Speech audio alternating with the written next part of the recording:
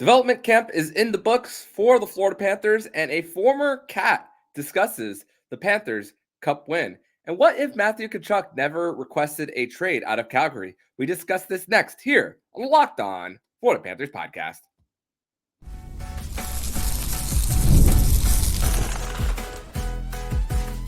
Your Locked On Panthers, your daily podcast on the Florida Panthers. Part of the Locked On Podcast Network, your team every day. And welcome into this Friday, July 12th edition of the Locked On Florida Panthers podcast, part of the Locked On Podcast Network, where it's your team every day. Thank you for making the Locked On Florida Panthers podcast your first listen of the day. I'm Armando Velez from the Hockey News. You can follow me on X at MondoMan12, follow the show account on X and Instagram at LO_FLA Panthers. And shout out to the everydayers who come back here and get your daily Florida Panthers fix. Today's episode is brought to you by Game Time. Download the Game Time app, create an account, and use code LOCKEDONNHL for $20 off your first purchase. Terms and conditions apply.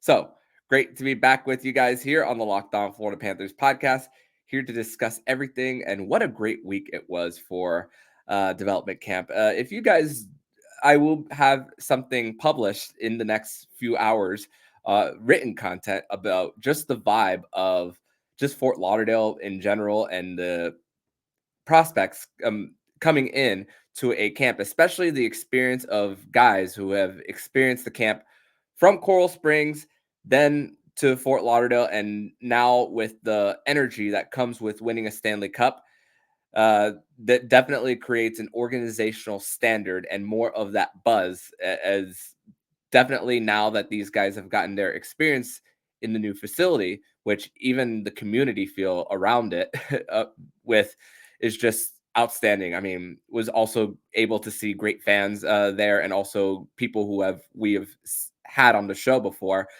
Frank Fort, one of them, Joey Ganzi from the Hockey Writers, TJ Peterson from Panther Prairie. Great to see all those guys, and got an opportunity to meet a few listeners there too. So thankful to be in this community with all of you guys. But in the scrimmage for the Florida Panthers going into this last day, and it's crazy to think that after yesterday, there's not going to be really any live hockey to talk about for the rest of the summer. But we still have lots of things to anticipate with the summer and winning the Stanley Cup, the combination of everything of the build, which we're going to discuss more next week and beyond here. But with development camp for this one, some guys who were the final score of the scrimmage was Red winning by a final score of 7-3 in the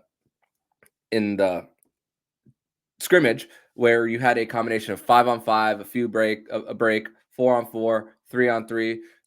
Played it like a three period game in different stretches. Obviously, there's none of the different stoppages of under 14, under 10, and under 6 timeout in the middle of the game too. So this was able to just go by fairly quickly, and just one break for the Zamboni. That's it, only one of them too in there. But a few players who had stuck out to me was Jack Devine with an active stick in the neutral zone. Had a quick, a nice little touch pass to Oliver Oaklear, who finished on a breakaway. And also, Jack Devine also on one of the shootout. They had 3 different sets of shootouts where every player had different players in each shootout, where each player at least went once, in the separate shootout. So you never saw anyone going again. Once they got in the shootout in the first one, they didn't go once again. But Jack Devine also had one had trickled off of Clifford and out. Mikolas Hovorkas had a rocket of a one-timer off a face-off win when it was 4-on-4. And got it through traffic and past him. Grayson Sachin was really protecting the puck well, fighting off the boards, walking the blue line right before dishing it back and getting the pucks in deep, and scored in one of the shootout periods backhand too. Vladislav Lukashevich, who is a guy who the Panthers drafted in the 2021 draft. Great gap control on some rushes, and even had a breakaway after breaking up an entry for Team Red, and took it all by himself on a breakaway. And this guy's a defenseman doing this too. Reese Gaber, who's a guy who has an AHL contract this year. He's one of them who just has the AHL contract. He is one of them. Liam Arnsby is another one. So still a lot of work to do, even though he's at the pro hockey level, before he gets an entry level deal. So him and guys like Armsby definitely still have a lot of work to do. But Gaber won a good amount of his board battles. Spoke a little bit about Callum Tung, who was at Calgary's development camp just last week and had a few highlight reel saves. One that was right on his stomach on a 3-on-3 where Hovorka led a rush, and then Sachin on the follow through while he was on his stomach, and Red was getting a line change there too. And the great thing about this, even though you had the phases of 5-on-5, 4-on-4, 3-on-3, up and down throughout, you're not seeing these neutral zone regroups like you see during the regular season. I mean, yeah, you don't have the opportunity of preserving and being conservative just to get a point. So you see these prospects just trying to go for it, gain the zone, maybe get a little bit of use their edge work to get a guy off of their game to at least get a clear lane to the net too.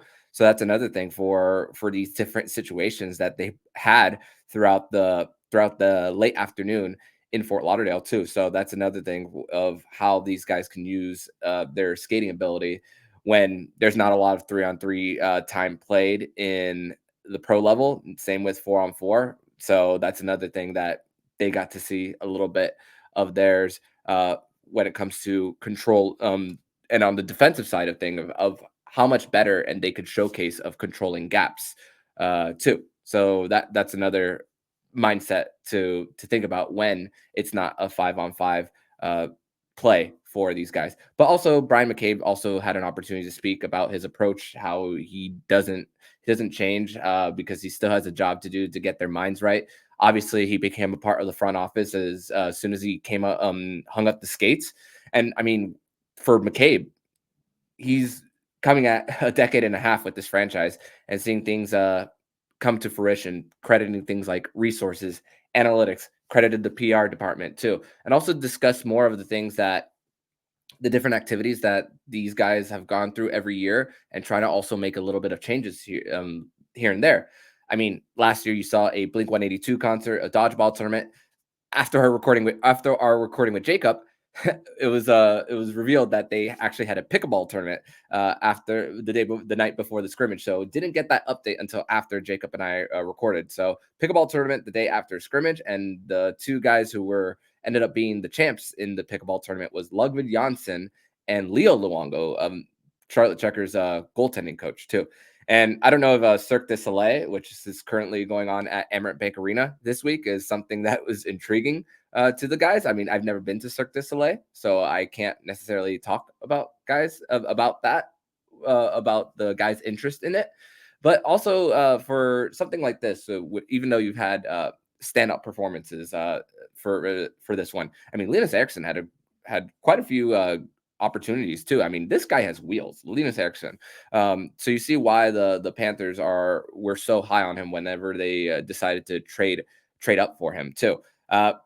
Also, McCabe spoke about how the guys just was asked about the guys who are on the verge of maybe making the team, like Merrick Alsford, Josh Davies, Sandis Vilman, and spoke about like the gratification that comes when seeing in a week like this and seeing how they mature and how different they even walk, talk, how they take in information. Because again, these guys' brains aren't developed 100% at this time. I mean, a man's brain doesn't really fully develop at least until 25 too.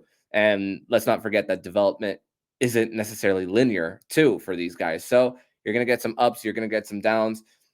Even if guys don't look great during this tournament, it doesn't necessarily reflect everything of when they are going up against other competition, because it's also the confusing thing about D camps, training camps, rookie camps is I think about this. The Panthers are playing the Panthers, just like how NFL training camp is coming in. And when you see tweets about Tua Tagovailoa dishing a deep ball to Tyreek Hill against the defense, you're thinking, oh, is that good offense or bad Dolphins defense too? So remember, the Panthers are playing the Panthers in this case. So we also got to remember that too when it comes to when it comes to that for this. And the best part is Bryan McCabe spoke about it. Nobody got hurt for either side uh, of development camp, so that is the best thing. And spoke to Jakob Kaz after too, and went through horrific injury the season before, shortened off season, and Kaz, I asked him about just his journey, and he spoke about how the months of training going into this, and he's moved a lot from Finland back to Czechia, coming back here for D camp, going back, World Juniors, you know it, you name it. But the fact that he also has a full off season of work to get his game going, and doesn't have to work on rehab too, that's a big benefit for someone like Koss too. So as someone who maybe the Panthers are highlighting as someone that can be part of their future for them. But we're going to transition over to segment number 2, where a former Panther discussed the Panthers Cup win. Former Panther Jonathan Huberdeau spoke out during his charity golf tournament out in Quebec about the Panthers win. And we're going to talk about it. We will discuss that next here on the Locked On Florida Panthers podcast.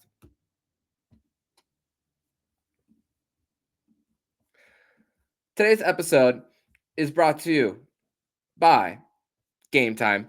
And Game Time is an authorized ticket marketplace for Major League Baseball, which makes getting tickets faster and easier. Prices on the Game Time app actually go down the closer it gets to first pitch. Last minute deals, you can save up to 60% off buying tickets for sports, concert, comedy, theater, etc. And with zone deals, you save even more at the section and let Game Time choose the seats. And for Game Time, I actually used the Game Time app to get my tickets for the upcoming Citrus series out at the Trop for the Marlins versus the Tampa Bay Rays. I mean, summer is all about baseball as the sports have wind down for this part of the year at least. So Game Time is the perfect place to go. So it's the lowest price guarantee, and Game Time will credit you 110% of the difference. Your purchase is covered with the most flexible customer service policy in the ticketing industry. So download the Game Time app, create an account, and use code LOCKEDONNHL for $20 off your purchase. Once again, LOCKEDON NHL for $20 off. Download Game Time today. Last minute tickets, lowest price, guaranteed.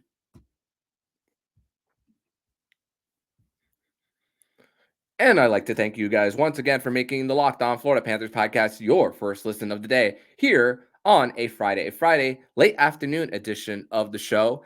And as you can tell, no Nick Fairbanks here on the show. No Fairbanks Friday today. He is on the IR, and our scheduling just didn't work out for this week as I made the drive back north after the scrimmage, and also typed up the 2 articles on the Hockey News. So go to the hockeynews.com also /Florida, hockeynews.com/Florida to check out my written content from the week that was in Fort Lauderdale. So thankfully for us, we still get you guys a podcast out there to take you guys into the weekend.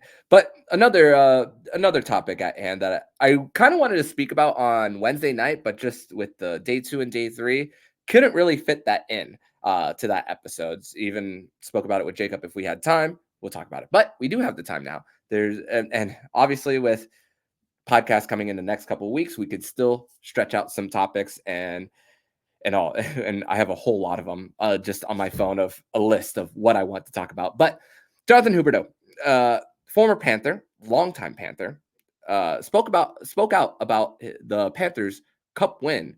And this was a guy who spent a lot of years in the organization, and for the build of the Panthers, the tank years, and then spending some time back in St. John's after the Panthers kind of overachieved in 2012 and winning a Calder Trophy, and for franchise leader in points at the time, and even at one point just outside of being a finalist for the Hart Trophy after the 2022 season.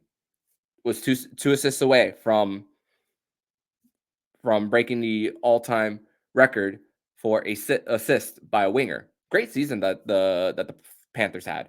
Obviously, the run and gun style offense, it felt like they never lost an overtime game for them. I believe they didn't lose a single one. They won 13 of them.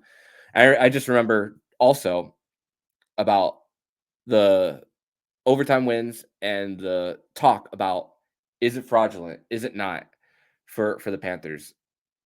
And obviously 3-on-3 hockey doesn't necessarily, there isn't any 3-on-3 hockey in the postseason. So obviously for the Panthers and their style of offense, how they had a hard time gaining the zone and Washington really exposed them. You knew that change had to happen at the time for Florida.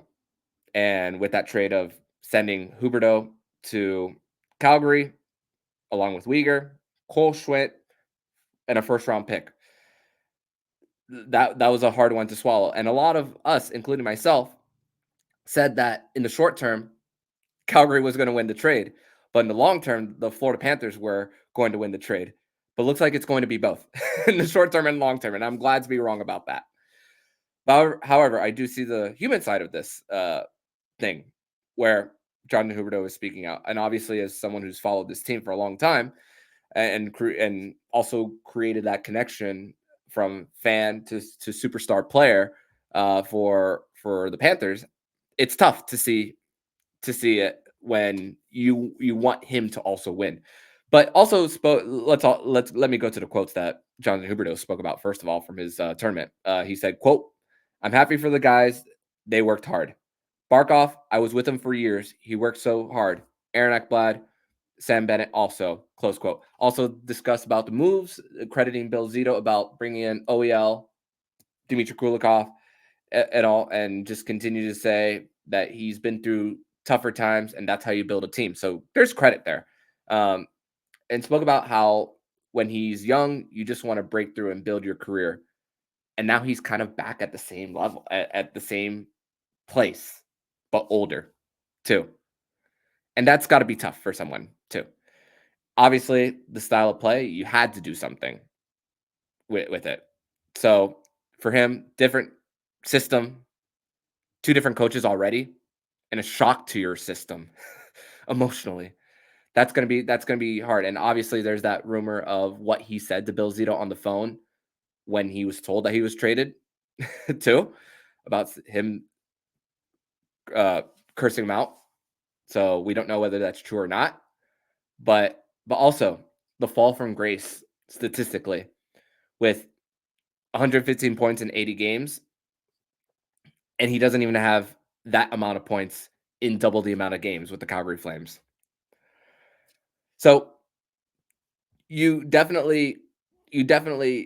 mind definitely races for sure. Even when the Panthers are on the verge of winning a Stanley Cup, even last year when the Panthers are making their run to the Cup final, you're probably thinking, you're thinking at the time probably when, if you're Huberdeau at the time of the trade, you really think you could win without me?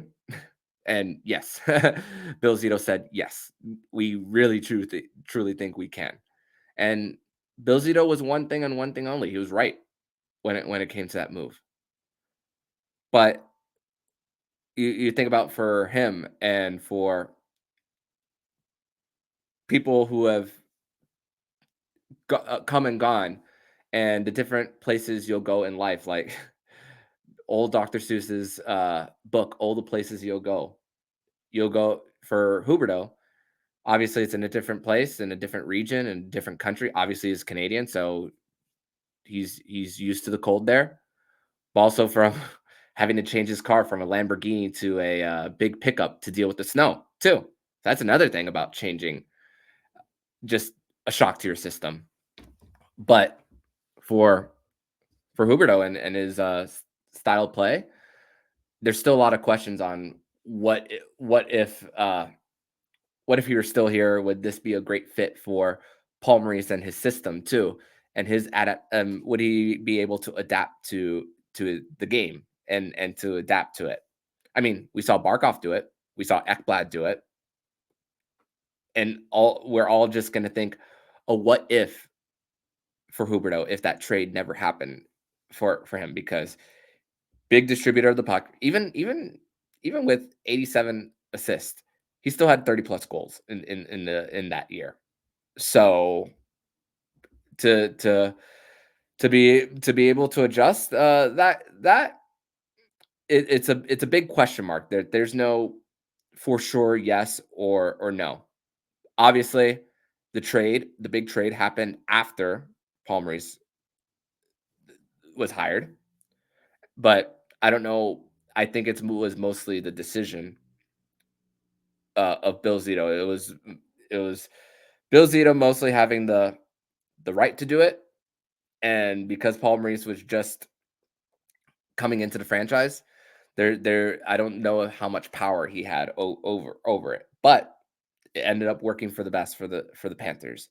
And you hope that for Huberdeau, even though the Calgary Flames are long ways away from contention, they've finally embraced their rebuild. They traded Jacob Markstrom. Now it's the Dustin Wolf era for them. They got a great piece in a trade with the New Jersey Devils with Sharon Govich, and they extended him. Still tied up in the money with Huberdeau and Nazem Kadri too, which are contracts that you're not able to move to. That's the tough part about it. But for that, you're at a little bit of a crossroads if you're Craig Conroy. And Craig Conroy wasn't even the guy who gave him the contract, too. So Calgary's in a tough spot, and Huberdeau is just watching as hopefully as years go by and the cap goes up. You hope that there's more complementary pieces in Calgary to fit what they're trying to do. Because I know Paul Maurice spoke about wanting the Winnipeg Jets to win a cup. For me personally, obviously any former Panther who was with the franchise and the fans loved, you want them to win. But for me, I would like the next, not necessarily the next Stanley Cup. I mean, I want the Panthers to win every year, but we can't get greedy here. We saw one championship in 30 years.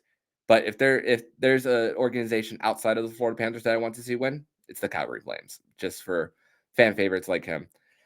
And I said it months ago before the Panthers won the cup, how I wouldn't mind if time heals, that there's a chance that Jonathan Huberdeau, that there could be a chance that Jonathan Huberdeau's sweater, that it could be retired by the Panthers. I'm not so sure about that now. Obviously, no one's worn number 11 since, so maybe that's an indication of what. But I'm not so sure. You have so many people above him that you got to get to first. So I'm not quite there now as much as I used to. But we're gonna continue the conversation on this edition of the Locked On Florida Panthers podcast and put a different twist to it. Huberdeau spoke about the Panthers Cup win, but what if Matthew Tkachuk never asked for a trade to begin with? And what would the Panthers situation look like, if anything? We're going to discuss that more next here on the Locked On Florida Panthers podcast. Third and final segment here on this Friday, July 12th edition of the Locked On Florida Panthers podcast. Thank you once again for making the Locked On Florida Panthers podcast your first listen of the day here on a Friday. So, what if Matthew Tkachuk never asked for a trade out of the Calgary Flames? Obviously, he was going into the last year of he was going into free agency, actually, excuse me. He was an RFA. And he was going into that year where had a whole bunch of leverage. Johnny Gaudreau walked for nothing. And honestly, I remember we were 10 days away from the 2-year anniversary of that trade. Crazy thing, 2 years. 2 years after that trade, 2 Stanley Cup final appearances, 2 Prince of Wales trophies. Well, winning the Prince of Wales twice because you don't duplicate the trophies in hockey, and then 1 Stanley Cup. And I just remember that day. I get a missed call from Jacob Weiners sometime after 11. I tell myself, I'll call him tomorrow. Not checking Twitter. And then I check the group chat that him and I are in. And then all caps, the Panthers traded for Matthew Tkachuk. And I'm like, oh, that's why he called me. and then very next day, 10-hour shift at my day job. and then couldn't record until 2 days later. It was a Friday going into Saturday, and then obviously I was not once that Sunday hit, I was not going to wait until that Monday to record and had to get something out there. And I said at the same time, that extends the championship window for the Panthers, and it might be a slight step back. It's funny because win or loss for the Panthers this year, it feels like there's obviously making the cup final twice, you're going to take a step back, but losing a lot, being up against the cap, there's a chance you might start with 22 players, by the way, if you have Spencer Knight into the mix. You added two brothers in the Boquist in 2024, just like you did in 2022 in the offseason, which, by the way, I got the stat wrong on Boquist, the brothers signing, saying that it's the third pair of brothers that would play for the Panthers if they both play and if they both make the team. It's actually the fourth. Brad and Jeff Norton in the late 90s were the first set of brothers, too, right before the Berets, too. So I missed that one. But what if Matthew Tkachuk never asked for a trade? That going into that last year, Huberdeau was making 5.6, Uyghur was making 3.25. And let's also not forget that although Patrick Hornquist was his first trade, the first extension for Bill Zito was Mackenzie Weegar. And seeing how much promise there was in him, being a second-line defenseman could here and there go up to the first. And we saw that when Aaron Ekblad got hurt, too. So now, looking at this and seeing what he makes now versus Huberdeau, the production, if you, at the time, if you were to say, who would you keep and who would you let go? Back in 2022, I was saying, this is Mackenzie Weegar's last year. You let him walk into free agency if you don't make a trade. But that was said before Matthew Tkachuk requested that trade. Looking back at it, obviously, we have the benefit of hindsight. If you do that again, if you go back to that and Tkachuk never asked for a trade, I say you extend Weegar over Huberdeau. Because, and if I were to record a show saying that 2 years ago, I'm sure a lot of people would have gotten after me and say, how could, this is a 115-point player. How could you say that of Weegar over Huberdeau? But looking at where the Panthers look right now in defense versus what you have committed at forward too, right-handed shot, him and Gus Forsling on most teams would be a number one. On a championship contender, it's debatable, obviously, I would say. Obviously, I had some complaints about Weegar about how he protects the puck when it comes to exiting the zone because they took a lot of risks too. And we definitely saw that too in game 2 of the second round against the Tampa Bay Lightning, which obviously had him cut his hair. If you remember that, that was a not so fun Fairbanks Friday edition of the show. Never forget the looks on our faces that we knew it was over, but we just never said it publicly at the time. That was the part of the series where we thought was over. But looking at the contract for Weegar of what he makes with the Calgary Flames, the last 4 years are mostly base salary, is all base salary, and a modified no trade clause too. While the first four years are a little bit more difficult. Huberdeau's, you were never going to pay him above Barkov. So another reason to conduct that trade too for him. And looking back at it about the adjustment, is it just offense only? I mean, the analytics even for Huberdeau were saying his expected goals against were not so great for him. So for that, you would, there's no guarantee also that the 2025 first round pick would still be with the Panthers. I can't say for sure that would be, because you never know what kind of trade or Bill Zito would have pulled off for that.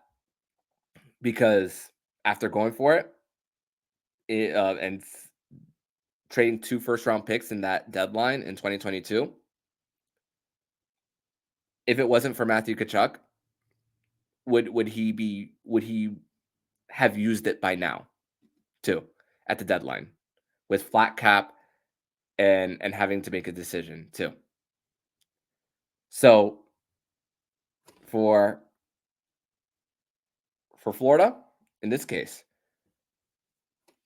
if you're looking back at it, Uyghur's game is more translatable to Palmery's system over Huberdeau defensively from his story in 6 picks away from the last pick of the draft in 2013, same draft as Barkov, to moving up to the ECHL level in Springfield to the NHL level too.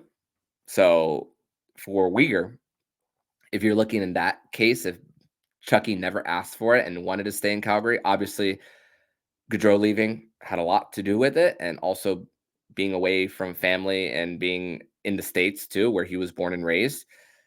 Obviously, that had a big factor to do a big influence on the why. And obviously for him, something that's a little underrated is him being a second generation player in the NHL. So knowing what it's like to be in locker rooms and knowing that you have some leverage in your situation. And Matthew Tkachuk definitely showed that in right before this trade was pulled off too. So with the benefit of with having hindsight, knowing what the Panthers have accomplished now, and I want you guys to comment below if you're watching this on YouTube. What would you have done with the Uyghur and Huberdeau situation if Matthew Tkachuk had never asked for a trade?